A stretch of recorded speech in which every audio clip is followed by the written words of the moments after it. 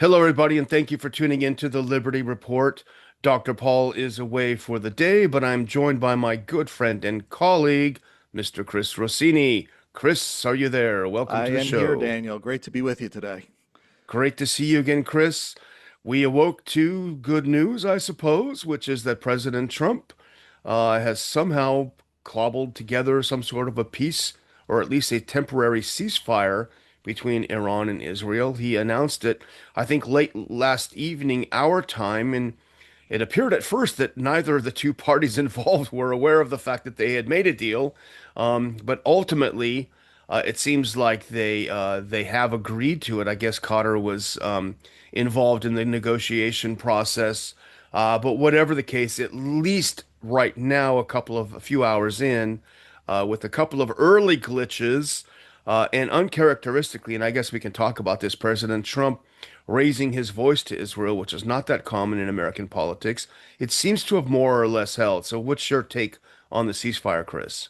Yeah, well, obviously, we have to be happy that people aren't dying and things aren't being destroyed, especially since we are, against our wishes, yours and ours, a big part of this. We shouldn't be a part of it at all. But yeah, so no death and destruction is a good thing. Whether or not it holds is, that's a big gamble. Based on history, it probably won't. But it's definitely worth trying at this point. And it definitely was weird how it all happened, especially with President Trump's Truth Social posts. I mean, I think of him now as a postmodernist president, where there is no truth and he just says anything at any time and nobody knows what is going on, because we have to remember he was unconditional surrendering a few days ago and regime change, and then yesterday he's congratulating the world and praising everybody, praising Israel, praising Iran. And it's very odd how you go from unconditional surrender to that. It's a good thing, we want peace, but, it's very strange how this is all occurring. I mean, I think it is a problem the way he's conducting the office of the president, because, as you say, he really has sacrificed a lot of credibility. Now, people are right now going to be yelling at us in the comments. Sorry, constructive criticism of President Trump is not Trump derangement syndrome. Mhm. I didn't make that up. I read it on X, but I believe it's true. It is constructive criticism of President Trump. It doesn't mean we hate his guts and we can't stand him, but it is really not a good way to conduct policy, either foreign or domestic, Chris, when, as you point out, unconditional surrender becomes they've all accepted peace. It's it's just not the way to conduct policy. However, as you point out, it is at least now temporarily a positive. However, if I'm Iran, Chris, um, I'm going to say, well, does this mean they're just reloading the Iron Dome? Are they preparing for the next round? I'm not sitting and resting on my laurels, and there are some laurels, and we can go into winners and losers in our opinion if we want to do a play-by-play on the war. But if I'm Iran right now, I'm certainly going to be on guard because, both Israel and the U.S. have shown that they're capable of serious treachery. This sneak attack was launched in the middle of diplomacy, and we know that the U.S. government was aware of what was going to happen, regardless of this denials by a few of the administration. Trump himself said he knew what was going to happen all along. So, with that kind of treachery, there's no way they can sit back and take a breathe a sigh of relief. No, and as you mentioned, and I mentioned earlier, if what President Trump says can't be taken seriously, no matter what he says, that's a very big problem, not only for world leaders, but for the American people. Everybody's jumping back and forth, not knowing anything, because he's saying both things and very close together. Not, a month goes by, Yeah. days. So the way I see it, and I don't know what's going on, but I don't think Iran called for a ceasefire. Uh, my guess is that Israel is getting pounded pretty good, and we are on Israel's side. Our government is on Israel's side, and this ceasefire may be some relief for them.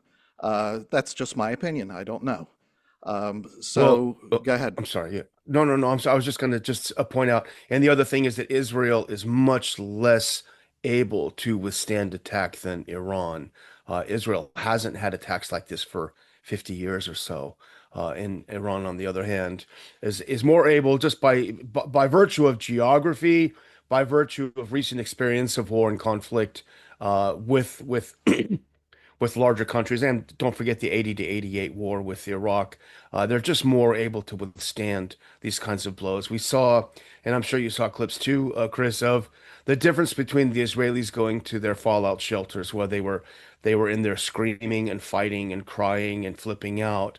And then you see pictures of the Iranians in the middle of Tehran just selling sunflower seeds on the street, not freaking out whatsoever. So I think you can see there that the Israeli people are not able to withstand the kind of psychological and hey, I don't blame them. I would definitely not want to be living here in Lake Jackson with bombs falling next door in Clute. I'm not saying that they are, cowards, but nevertheless, they seem to be less able to withstand that sort of psychological pressure.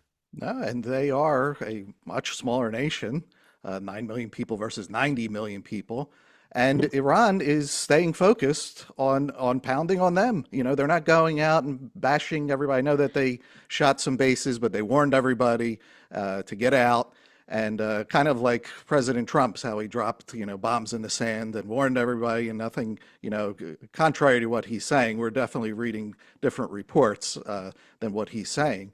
But yeah, I mean, they're focused on Israel. That's why I don't know. And if you think about it, if the U.S. and Israel were prevailing, they would not be calling for a ceasefire. That's No, they just, want to finish. yeah, they would want to finish the job. So Yeah. that's just speculation. I don't know. But I don't think it's going so well for Israel.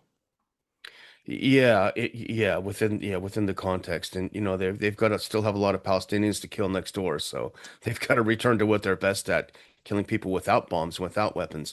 But I want to dig into something a little bit really quick, Chris, and I noticed this first on Slavyangrad, which is a Telegram channel that I follow. But they found this article in the Washington Post, which is fascinating because the timeline of the attacks is so interesting. Because if you remember, pardon me, if you remember, it's sort of a rough timeline, is that we had in March, Tulsi Gabbard, the Director of National Intelligence, delivered her, I think it's an annual report that's due to Congress about the state of Iran's nuclear weapons situation, production situation, and she again, as the intelligence community had done since 2003, affirmed that they are not working on a weapon. They don't have a weapon, and they haven't started working on a weapon. And that sort of went by the wayside a few weeks ago. And there's the famous clip of President Trump saying, "I don't care what she says. I know they're close to it."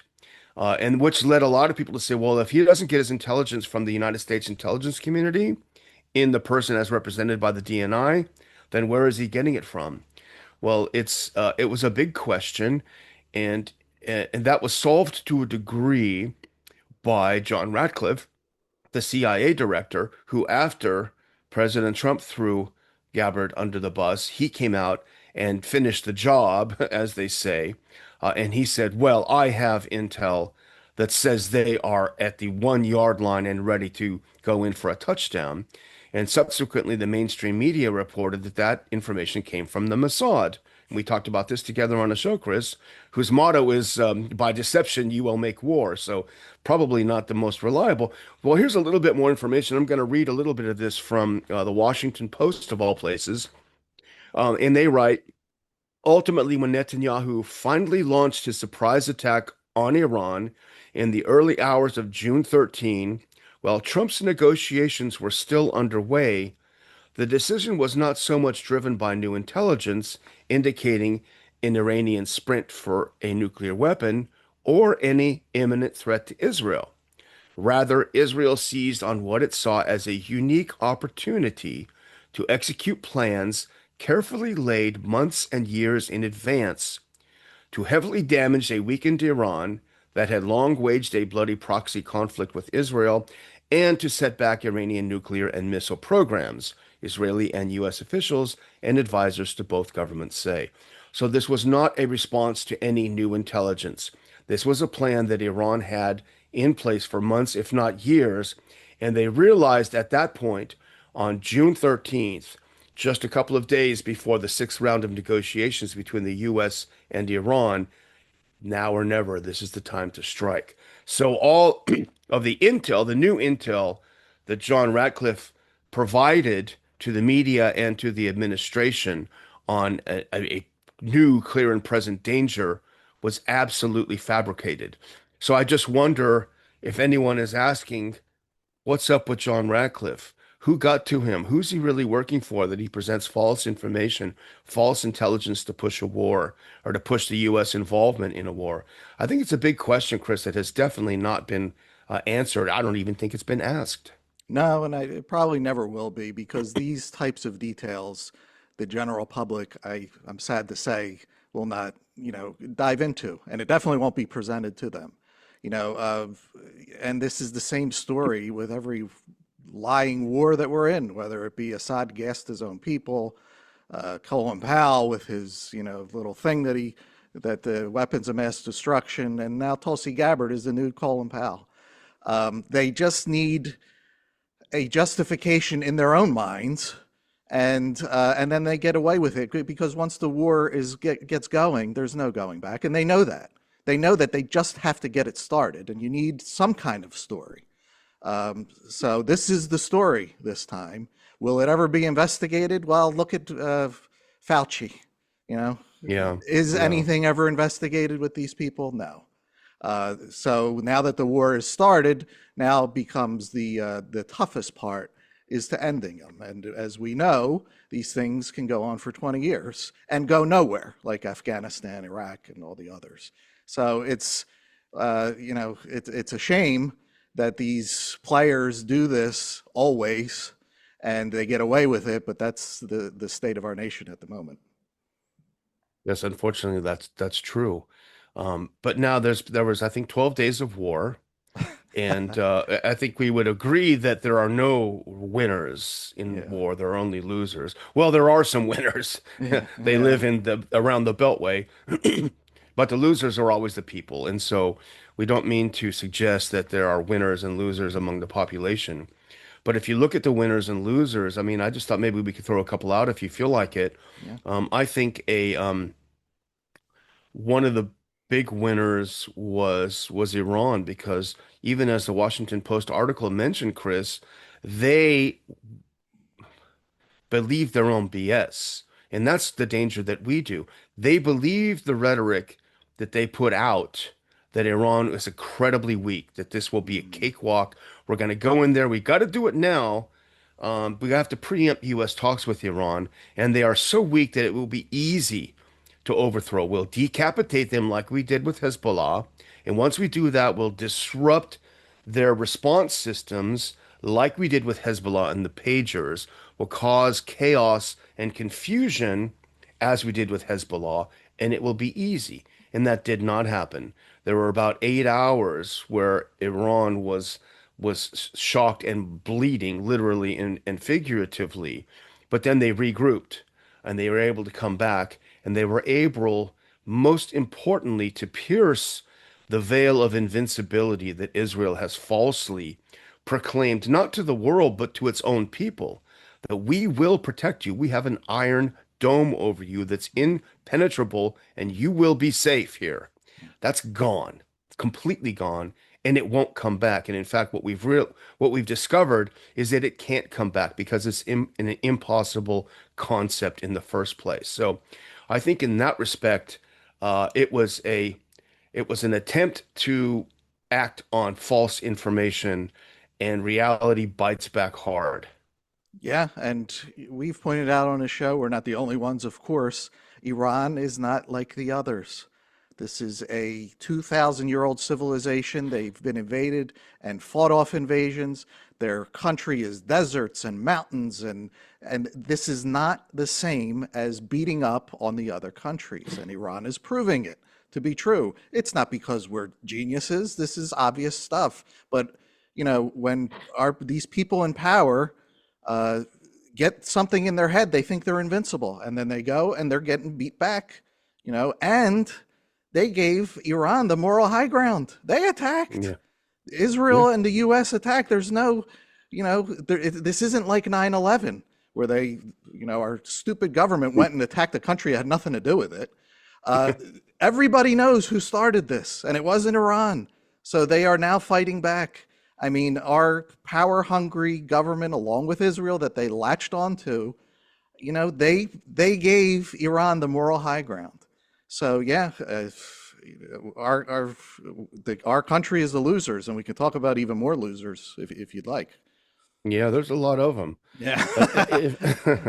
If you and our audience will indulge me, Chris, I would like to, I would rather summarize it, but it's so good, pardon me, that I'd like to read it. Here's an analyst, his name is Sina Tusi, and he's with the Center for International Policy, and I think it's such a, it's on X, and you can find him, but I just want to read it out because I think he does such a great and succinct job of summarizing what happened. And he said, from the outset, Israel's aims were unmistakable. One, torpedo U.S. Iran diplomacy. Two, drag Washington into conflict. Three, take out Iran's nuclear and missile programs. Four, trigger regime change. If the ceasefire Trump just announced holds and is paired with serious U.S. Iran diplomacy, it would mark a strategic defeat for Israel in launching this war. Netanyahu took his shot, a desperate Hail Mary, and none of it has worked up until now. Fordo was evacuated, the site may well be intact. And in any case, Iran's enriched uranium stockpile and advanced centrifuges are now hidden, with a stronger covert breakout ability than ever. Key point. The Iranian public has rallied in defense of the country and against foreign aggression. If the government channels this unity into a new social contract, it could be transformative. If not, the old polarization may return. Meanwhile, Iran has hit Israel hard over these last 12 days. Tel Aviv, Haifa, the north, south, and other cities have seen major destruction. Military and intelligence sites damaged, energy and resource infrastructure hit. Israel's vaunted air defenses failed the test. Its reliance on the U.S. has never been clearer. Netanyahu saw the costs of a war of attrition and blinked. But for Iran, can any ceasefire be trusted? Unless it's tied to credible U.S. diplomacy, not maximalist demands, and unless Israel halts covert attacks and assassinations and continued airstrikes, this truce will likely collapse. Trump helped create this mess by enabling Netanyahu. If he truly wants to stop the region from being destroyed, as he has just said, he'll have to restrain Netanyahu and force a ceasefire in Gaza too. Lasting peace is impossible until Netanyahu and his war first approach is gone for good. Now, I apologize, Chris, that was long, but I just think it really captured everything in a nutshell. Yeah, it's a very good statement. Hopefully, a lot of people on X read it. Um, Trump is criticizing Israel, for once today, and he's even using the F word out there That's for the crazy. media. But again, we can't trust what he says, even because a lot of it's entertainment, and you don't know what's true. So by his actions, he can do stuff to end this, and that's cut money and weapons to Israel, which we shouldn't be doing in the first place, not only to Israel, but to anybody else too. So we're not Yeah. going to just single them out. So his actions, then he would prove to us, the American people, that he's serious. And I'm going to say that his presidency is a big loser to all of this, because look at what's happening to his presidency. He was supposed to keep us out of war. Once you get into war, war becomes everything. Forget about improving America.